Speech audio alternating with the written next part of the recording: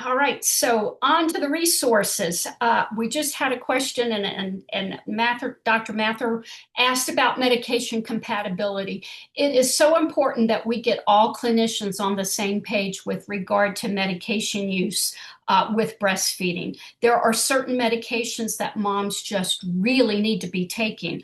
High blood pressure medication, cardiac medication, if they've got a history of seizure disorders, uh, medications are important. And if it's important for a mother to have a medication that she go home with it, if she wants to breastfeed, it is then important that that clinician go into that mother's room and have discussion with that mother about the medication. Show her the websites. These are all these three on this slide are very well respected sources of information for the compatibility of mother's milk with breastfeeding with medications. LactMed is produced through the NIH. The book Medication in Mother's Milk by Thomas Hale, he devoted his career into studying this issue, has a great book that he puts out every 2 years. Texas Tech is also available. They have a website as well as a phone number available, and Mother to Baby. Um, Great resources, and it's so important that we get clinicians on the same page because mothers do hear differing information from different people, and it's just a matter of education. I know everybody means well, but we need to make sure that we're all on the same page with any particular meds that a mom needs to be taking.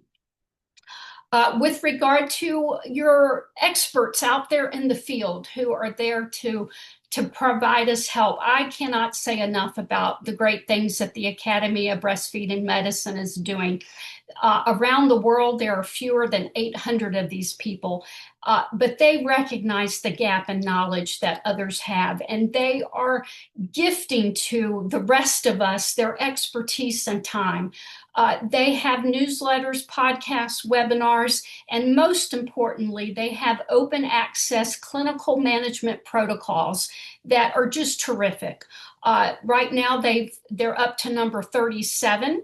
I would highly recommend that when you've got some downtime, if you're sitting there in labor and delivery and you've got some time before a delivery, just pull up their website and look to see what all they offer as far as clinical management guidelines so that you're just familiar with the topics and can go back and refer to them when you need them. But they are terrific. In your state of South Carolina, I did see that you've got three physicians who are boarded by the American Board of Breastfeeding and Lactation Medicine. Two of them are family medicine physicians, one's a pediatrician, and then you also have at least two physicians who are also IBCLCs. So you've got five medical resources at minimum in your state.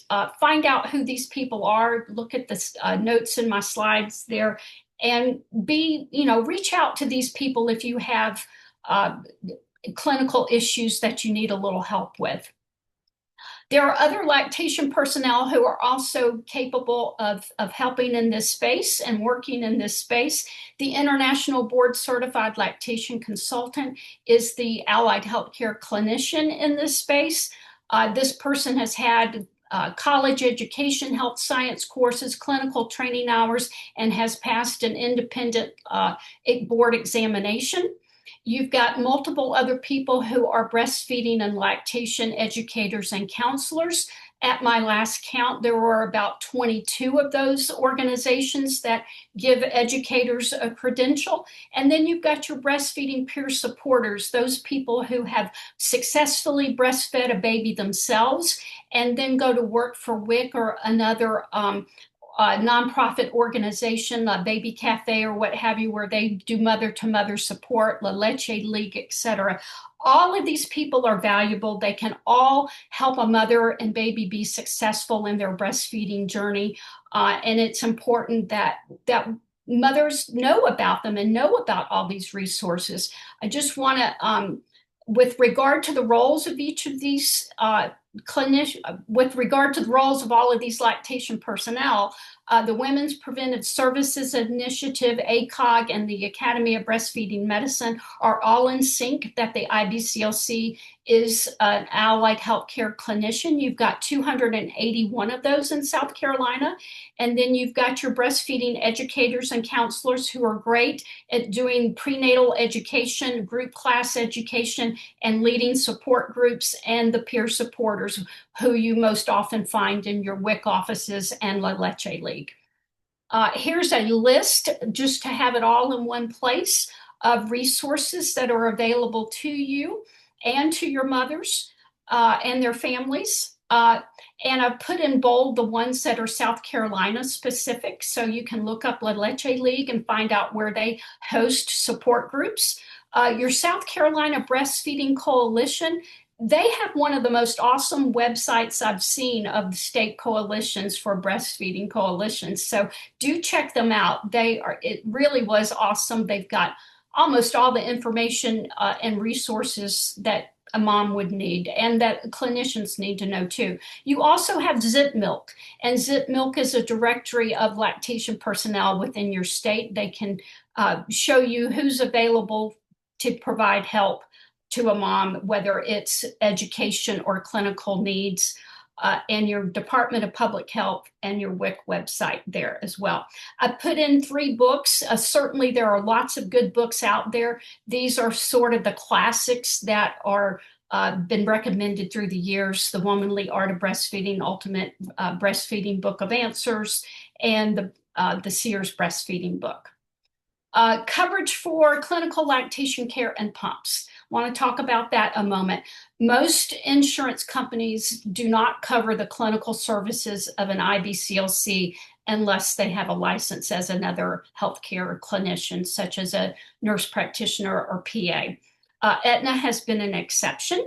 But as to the question earlier, I really believe that in order to give moms the clinical help that they need, that this is an area where we need some advocacy to help these moms have access to an IBCLC for their clinical lactation care needs. When there is private insurance coverage for clinical lactation care, those limits are often commingled with online prenatal education classes, and that has also been problematic for mothers. They are anxious. They want to know all that they can know about breastfeeding. They'll take 6 classes online, where the company will then bill their insurance company for those 6 classes. And then once they deliver and they start having issues where they need clinical intervention, that's when they learn that they've already used up all of their 6 visits and they are not able to get clinical help after that baby is born and having issues.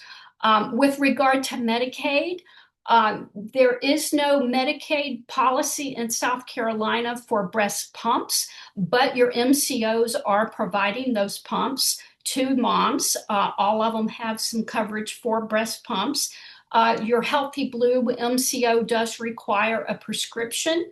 1 or 2 of your MCOs will give patients choices as to the pump that they can get. I would refer to lactation personnel to help them decide what pump would be best for them. And it's likely, I think, that most of those are allowing those pumps to be delivered before the patient delivers, which is helpful. The WIC peer counselors I discussed earlier are big help for education and support. They also have breast pumps at the WIC offices that they can distribute to patients. And a few of those WIC offices have access to IBCLCs as well.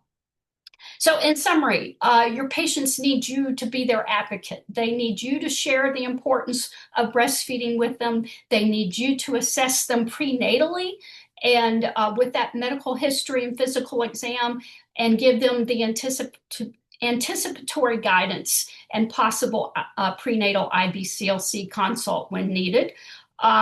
They need you to help them, direct them to breastfeeding education prior to delivery. And they need you to have a plan in place for them before they have a problem, helping them to understand that we need to optimize skin to skin. We need to avert supplementation when possible. knowing where that dyad can get help and being able to refer them to help after hospital discharge, and knowing how that mom can get a pump and making sure that she has a pump when she needs it.